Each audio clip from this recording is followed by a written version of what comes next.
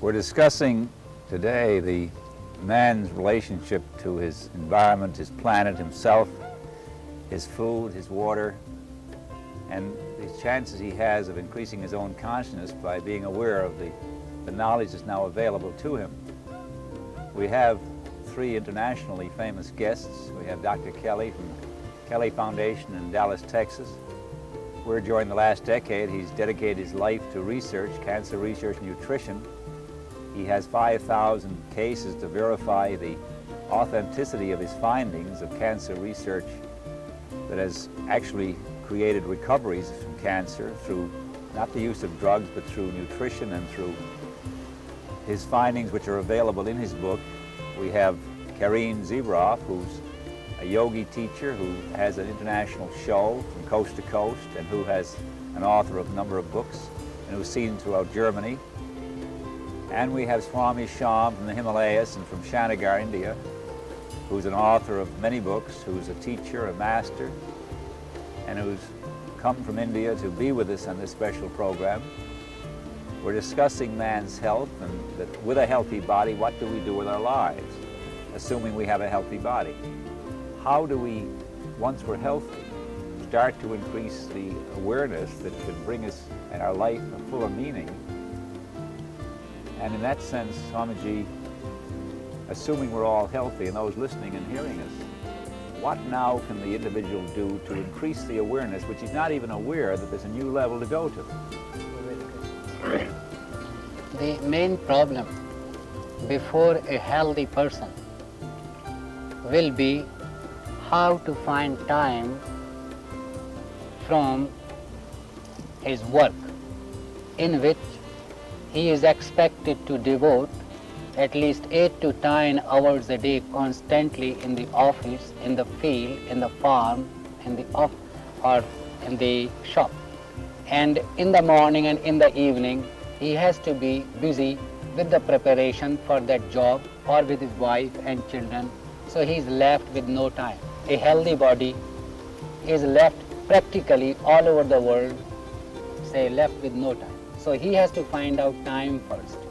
I think how he will be able to find time will depend on his means.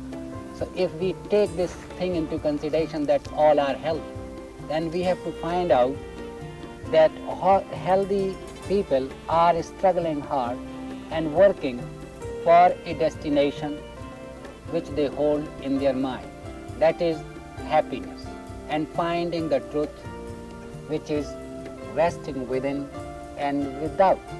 And they, even if they have not been informed, but they know that they are going somewhere. When a child grows, or even when he's a child, he asks his mom, "Mom, where from I am coming?" She, thinking that this child will never know, answers to him that you are coming from hospital, or you are born in certain hospital. She is telling lie to the child, or she cannot say anything. Sometimes she says, you are coming from God, from heaven. The little child does not know from heaven, from God. So he asks, what is God, what is heaven? So she raises a finger that is heaven and there is a God. Now again he has been made ignorant and he does not know.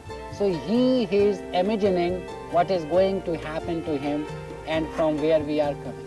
Now another question comes before him like Buddha. He was very alert and intelligent boy born on that high level. His father dubbed him in a kind of palace, not letting him go out so that he can see miseries and the troubles of the world. So man, when he suffers, every man, even if he is healthy, he is suffering from torments and some kinds of old age even, that is also infirm. Healthy body may be healthy, but in old age he becomes weak and man thinks that where he is going. So the same child asked once again to his mom, why this has become old? Why he is not like me? She has got no answer. And then somebody he sees the death, where is he going?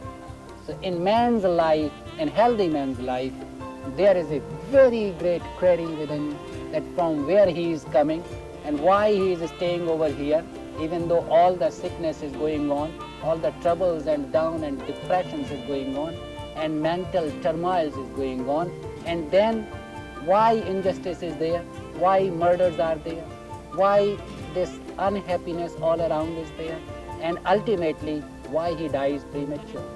Now the answer to this question is that he has to know for himself.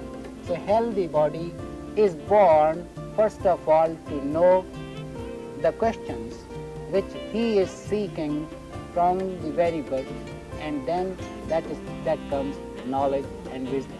The healthy body is to find out the wisdom and knowledge for living the happy life as he is thinking and he is doing right.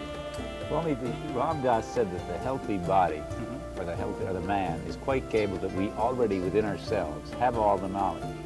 That if you learn to meditate, and that the mind itself will expand the knowledge to you.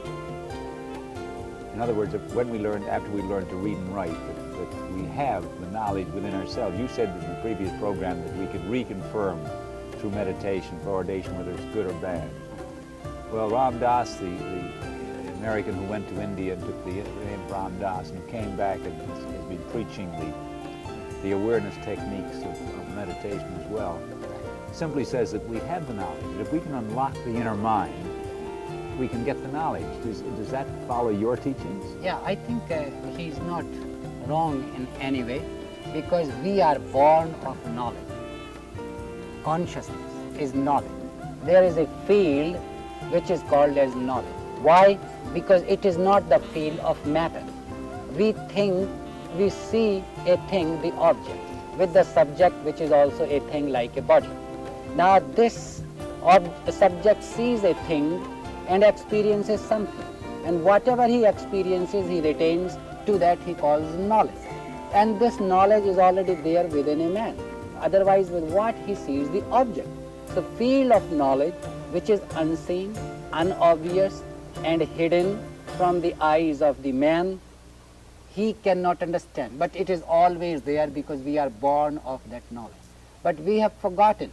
So how to unfold that will be through questioning. Whenever we become doubtful, we question, we doubt, we ask. If I do not know, then we ask our elders, because knowledge has come down on earth by tradition. It appeared from God's side, and in one of the nervous system, it revealed to him, and then it is spread. So in every age, men are born who hold the knowledge, thus this tradition is going on. But it doesn't spread so fast, therefore there are few persons, but it is resting within the man, and he can unfold if he makes research and gets to that from where the experience is coming, thought is coming. Speech is the words, and words you listen, through words you attain the knowledge. And then we have never pinpointed what is a speech. Somebody did, and they say it is the thought. And somebody further got into that, well, if a speech depends on thought, and thought and speech is one, then from where thought is coming? Now this thought which gives you the knowledge is coming from the field of knowledge. That is called Gyan, that is the field of knowledge, that is the field of pure awareness. So it is already there within a man, because whosoever speaks, he is speaking from that knowledge. So speech is a gross level, thinking is a little subtler level, and the life with which the thought comes, because dead man cannot think. It means it is coming from that field of knowledge which is immortal, which is life, and that is already there with everyone. And when you peep within and look within, make research, find time, it unfolds by itself as a thought appears. When you are hungry, you say, well, I want to eat. From where that knowledge came? It comes from there. So as you say, it is very right that the field of knowledge is there. It is how to find it out. Swamiji, are you implying that, reincarnation by saying that some people are born with that knowledge, very few? Where did they acquire it? That is very, very true. The souls are traveling incarnations after incarnations. The whole humanity is the born manifestation of the knowledge, means it became form. Now form decays. Whenever it appears, it is called birth. Whenever it dissolves or decays the body or casts off its worn out clothing, then it becomes death. So death and birth belongs to this body. But the soul, that is pure knowledge, is ever eternally just the same. But once when it became form and got the projections, programming and reflections from the outside, now that became a soul. So soul travels generations after generations, incarnations after incarnations, and that is very true that some of the persons who are born aware, they did the trip in the last incarnation or before that, of that awareness. They became aware, so they are aware here also. Some are born directly from animal life or from plant life or directly from the spark. Howsoever you give them teachings and training, they don't want to listen because their level is different, they are very new souls. So soul is traveling for ages and ages, and there is definitely incarnations in the past and now, and it will be in future also. And there is no death as such. So far So as we need not be afraid. yeah, so far as spirit is concerned, that no death for a spirit, for life. That is immortal field. That is deathless. But change is also deathless. Means it is also immortal.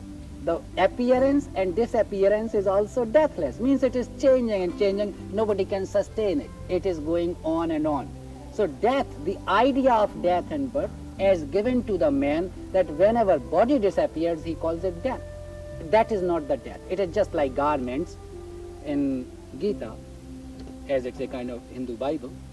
It is said that, well, it is vasansi jirnani yathavihaya, means just as you throw these worn out clothes from the body, body remains but clothes go out. And again you put on new and again you drop, the clothes go out. In just the same way, you have put on the childhood. Now after 15 years, the childhood is gone, the youth came. And then after 15 years, the adult came and that has gone. And then the old age came, the first has gone. It's the change of the body. It is going on, though it is a continuity. Process is just the same as child life and then adult life and then old life. And when he sleeps in the night, the same man awakes in the morning. So when he dies, the same man sleeps a little bit longer days or nights, and then again he is born. It is coming on. There is the matter of being born as a bird or a plant. Surely that is a stepping stone. I mean, somebody who is aware now will not again be born as a bird. Certainly not. Who is a man and who is aware and who has done his job and lessons, and he has learned the lessons fully well, how can he be a bird? He will be a good man. In other words, you don't regress in your No, in certainly your not. reincarnation. No. If It- you're reborn again in another body. That's the Other body. immortality. Yeah, that's the thing. You will take birth. But what will happen? There is an eventuality. As I have seen a bird, it will be very interesting to note, Himalayan bird. It was found in Uttarkashi, Badrinath, and far up Himalayas, and the bird was speaking like a man. And that was sold then for many $100,000 somewhere. But what happened? That would speak like a man. Now the question was that how the bird speaks like a man. It means the man can become bird too. That is very obvious. How it happens? The time of the death conveys the indication. If you have learned all the lessons, it means you have become fashioned and conditioned and programmed in one good thought of good human. If you remain in human thought, you will be human. If you remain in godly thought, you will be still higher. If you remain in complete liberation, freedom thought, you will not incarnate for a number of years at all. But if you got fixed and attached with a little bird, the cage that is hanging, a pet bird in your home, and you think, oh, if I die, I'll be leaving my bird, I'm really attached with this.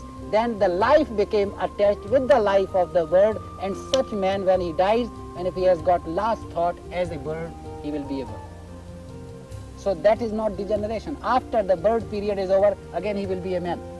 But last thought is taken to be He considered. is attached to his last thought. Yeah, last thought. course, that'd be a very short reincarnation because Yeah. the life of a bird or any animal is very much shorter than the life of a human being. Yeah.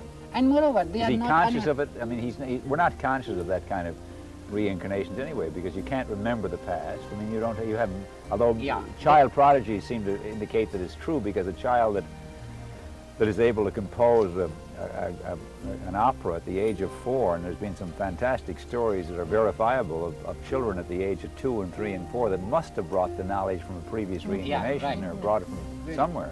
So this they remember. But who remember? The nervous system, those whose nervous system is fully developed and they brought that channel of memory with that. But as soon as the child takes birth, his nervous system is so complicated and trapped and knotted that the memory gets lost. So he doesn't remember. But it can be unfolded. But there's some incredible cases, Swamiji, where under hypnosis they have taken a person back, and the person who didn't even know they could speak a foreign language suddenly starts speaking a foreign language and starts telling stories, and they've verified in India and another place I've read where they've gone to the place where the person has actually been able to identify everybody, although it's a small child, and he was able to, through hypnosis, they could bring him back into the memory of a previous life. Very right. So that is a kind of thought force, and thought force is the same than creative intelligence, and we are all one. So whenever, even if I was not there, and if I am connected with that awareness, I can tell where you were, where he was, where she was, and this can be verified by them. It's unfolding. How do you explain, Swamiji, that some children are born into very loving parents, are born into beautiful homes and lots of love and care, and others are leading such rotten, unadvantaged lives, disadvantaged lives? Well, this you cannot explain and cannot bring it on rational level. I was also struggling very hard because of this point and speaking about karma and good actions and all that.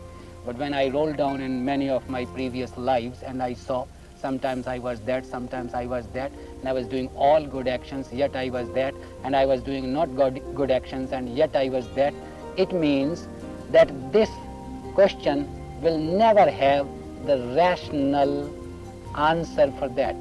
So we have to see here the society, the intellectual game that has started, and they made people affluent and they made people non-affluent.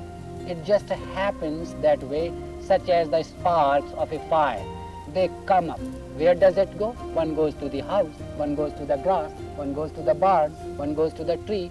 They take that thing that has got no rationality about it. But two, the man's mind, just to approach the quality of his, and he may not be bewildered.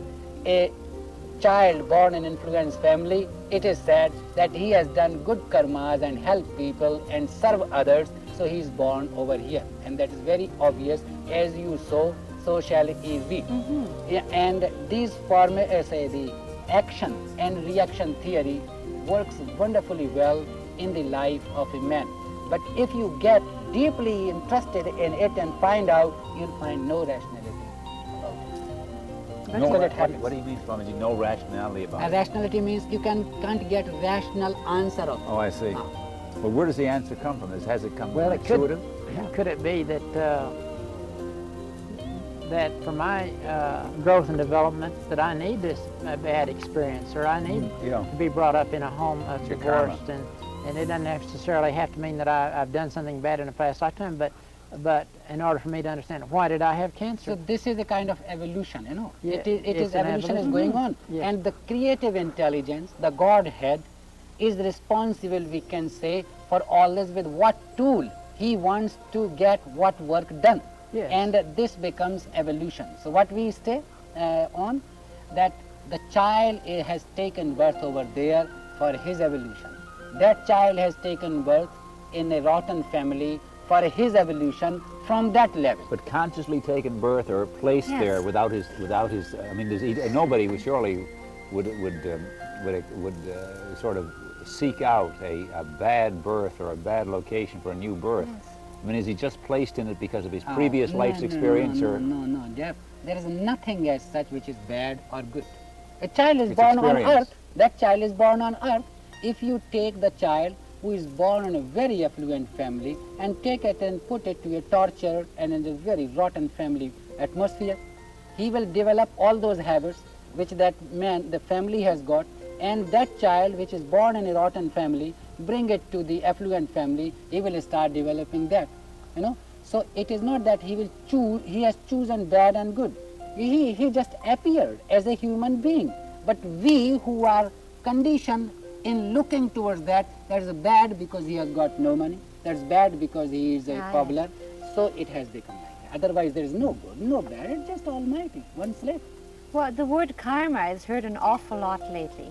Can you explain it to us, please? Yeah, very, very good. Karma, they say work, that is not karma. Karma, they say action, that is not karma. Karma is a force which means movement, motion. The consciousness, when it reflected from the absolute field of awareness, which we call it absolute existence, absolute consciousness, and absolute bliss. These are the three names of the same reality which is unseen, such as you see the space. Now there is no form, there is no sound like that, but it has all potentiality of sound. You can create it, and you can create the form in it. In just the same way, there is a space, infinite existence that is pure. Out of that, a wave started, as in the ocean. The creativity is there in the water, fluidity, and it comes up and a wave takes place. So the first karma, the wheel of karma, which nobody can break through, starts when his life, the first breath, started from that absolute, and that became first karma. When he started thinking, then it and acted, then it became second and third and fourth and projections. So karma, in my understanding, is that motion, that power that is moving constantly, and that is the wheel of karma which is appearing and disappearing, and man is in the middle of that action and reaction. It's not incompatible, is it, with the Christian faith? Reincarnation is not really incompatible with Christ's teaching. I mean, I understand that it was in the Bible and in the early books, but it was taken out at the Constantinople Conference in 452 because they thought that if man thought he had chance after chance after chance, he wouldn't really work on himself this time. Yeah. The thing has been, it is a manipulation and a kind of formulation of policy for those unconscious or not fully developed people, that they should remain slaves, keep on working, keep on building these buildings and roads and this and that, and some of the people should keep on enjoying that and that at the cost of that. So in the scriptures, sometimes it happens when the leader dies or his body is not there, the intellectuals take charge of the teachings, and they say only those things to the masses which suit the kingdom or which suit the rulers, and the truth is just obliviated. Yes, it's a form just like the aluminum company Yeah. of America Yes. who controls the fluoride in our water. They only tell us what they want us to know. And the same thing about the church, whether it's the Baptist church or the Catholic church or any other church, it's a system to organize power for the priesthood or for the preacher. And this way he wants to control a mass of people, and he wants to enslave this mass of people to his concepts. Right. And he is violating the very first principle of God when he does this, because God, in all of his wisdom, does not have the gall or the effrontery to tell me what to do or tell you what to do or anybody else. But then I come along and I say, you'd ought to do this and you'd ought to do that, and I think I'm more smarter than God, and I'm only fooling myself. Yeah, this has been in all the ages, in the religions. The prophets were so true because they realized the truth. They spoke, and they spoke in a very economical words, because as soon as you bring the truth on the words, it is mutilated. So they didn't speak, either they remained quiet or they spoke very few words. But the intellectuals, they made theories and made such big 1,000 pages for one slope or for one word or aphorism. And what for?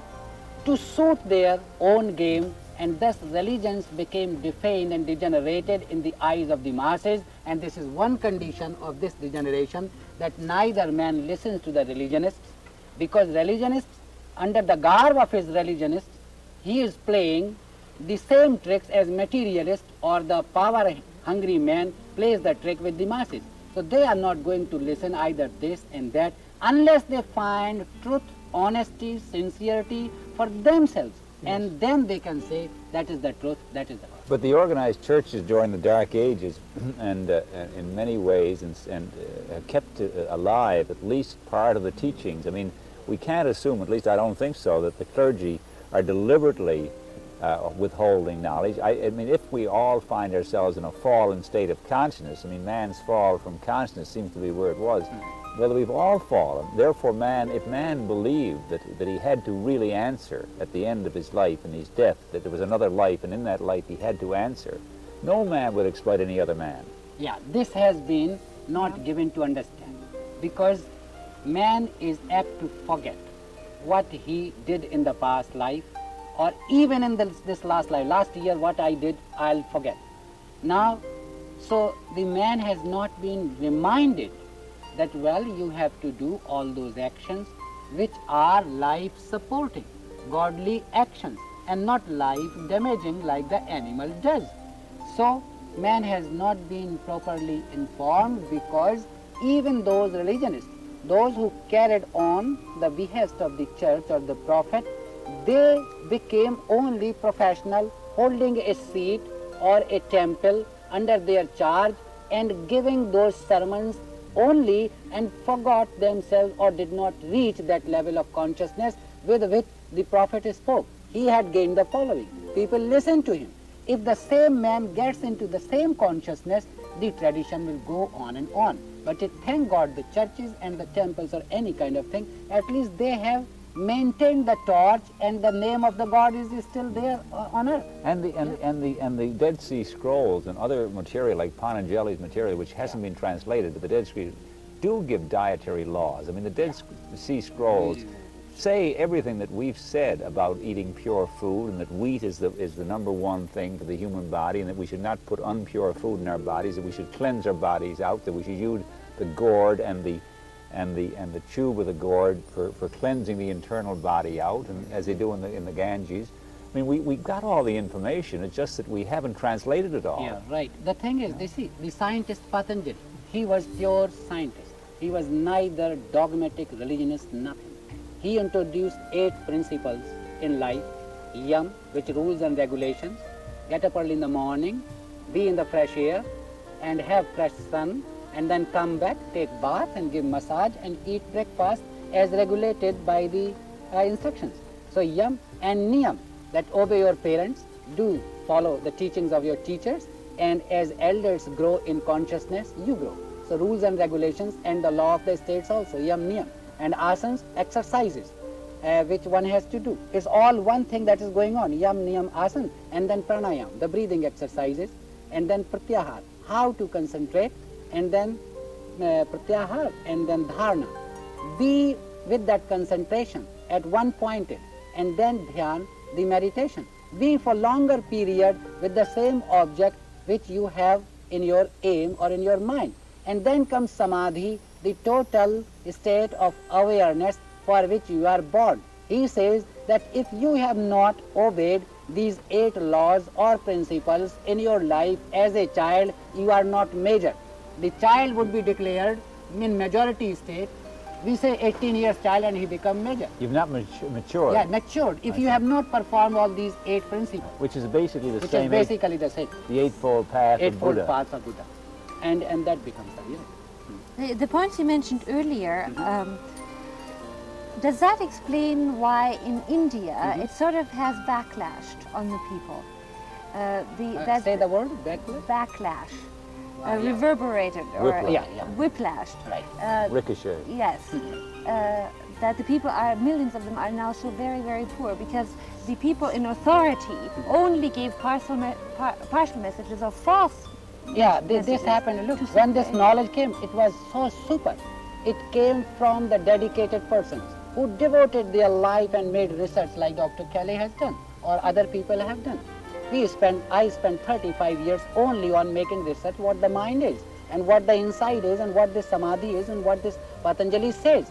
But after I attained this knowledge, and now I gain all the advantage and material gain, and I'll become a king, and I do not leak it out, and I rule over the masses, and do not pass it on thinking that if I pass, he will also become my rival. So the knowledge had gone in the hands of the rich people. Now rich people became possessive. They did not pass it on further. They gave it to their own children. A few generations it traveled, and then it was lost. So anytime any beautiful scientific aspect or evolution comes, the moneyed man or the persons of affluence, they grab it and they make it a secret and don't let the people know to the people. And thus it has become that for generations after generations, because India is an old country, Yes. and many centuries it has passed like that. Many attackers and invaders came, and whosoever came, they tried to make the masses blind and kept them in dark, that knowledge should not be practiced by them, otherwise they will be competing. And Starting with withholding nutritious value, in other words, by deteriorating their captives through bad nutrition, and keeping them at a lower level of consciousness so they could be exploited. Right. See, whenever they say reformatory, and they put the man in jail, but they do not give him proper diet. They know that if he remains healthy, if he comes and becomes powerful, he will do just the same. So they degenerate in the jail. By all means, rather they Bread and water. poison and kill them. So the masses in general, which were not so brilliant and they were not competent, any man who came with big bulging muscles, and the might is right, having sword in his hand, he massacred the people and burnt the teachings and destroyed the temples and churches and cut the heads of the realized being, so that their game should go on. It is the intellectual vicious circle that has always been going in all the ages, and there has been a fight between God and demons, means good thought and a bad thought all the times, and it will go on. So due to the suppression of the information, even now